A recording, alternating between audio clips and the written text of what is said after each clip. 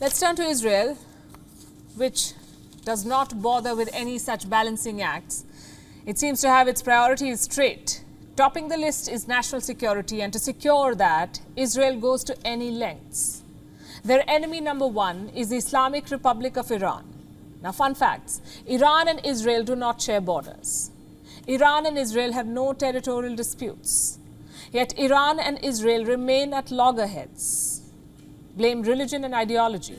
Iran opposes the very existence of Israel. It says Israel has illegally occupied Palestinian land. They've exchanged multiple threats over the years and some fire too. Last month, we saw more of the same. Iran threatened to strike the heart of Israel if it made the slightest of moves against Tehran. And these were the exact words of Ibrahim Raisi, the Iranian president. Do you know what's Israel's response? They're planning to practice a military strike on Iran. They will carry out drills, simulating strikes on the Iranian regime. And they're calling this exercise the chariots of fire. Reports say it will be the largest military drill in Israel's history. What does it hope to achieve? Three things. Number one, maintain a high level of readiness. Number two, improve Israel's military capabilities. And three, prepare for a multi-front and prolonged war on all its borders.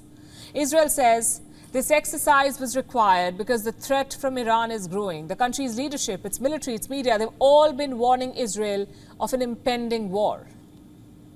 Let me show you what an Iranian mouthpiece did a few months back. It published a map of Israel riddled with markers. The message was clear. Iran could strike Israel whenever it wants, wherever it wants. And attached with this was a forward warning. Just one wrong move. That's what it said. Just one wrong move.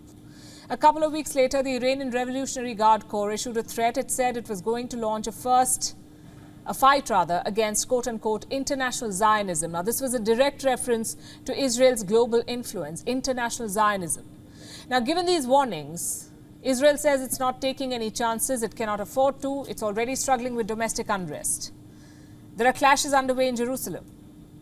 They've been on for the last 2 months. The situation is precarious. The warnings from Iran are adding to their worries. So these drills are aimed at sending a message that Israel is prepared to combat all threats, internal and external. The drills will begin on the 29th of May. That's less than 2 weeks from now. What are they planning to do in these drills? Israel has laid out an exhaustive plan. This is what they say they'll do.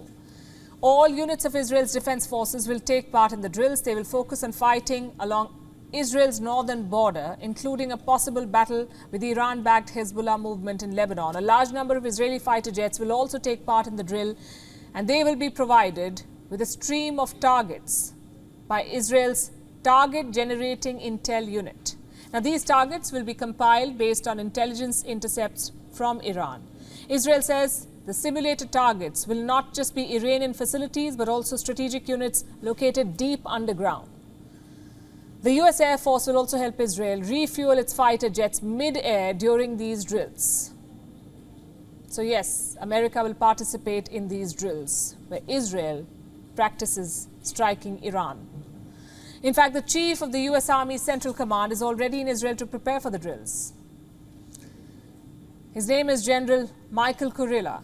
He landed in Tel Aviv on Tuesday. Remember, this comes at a time when nuclear talks with Iran have hit a roadblock. Iranian officials have refused to curtail their missile program. The war in Ukraine has complicated things further. At a time like this, the US will attend drills aimed at Iran. What kind of message does this send? We understand Israel's fears.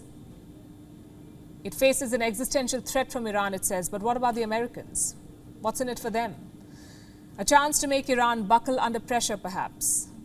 Seek concessions in the stalled nuclear talks. Will the strategy work, or will it provoke Iran further? That is the question that's being debated. WION is now available in your country. Download the app now and get all the news on the move.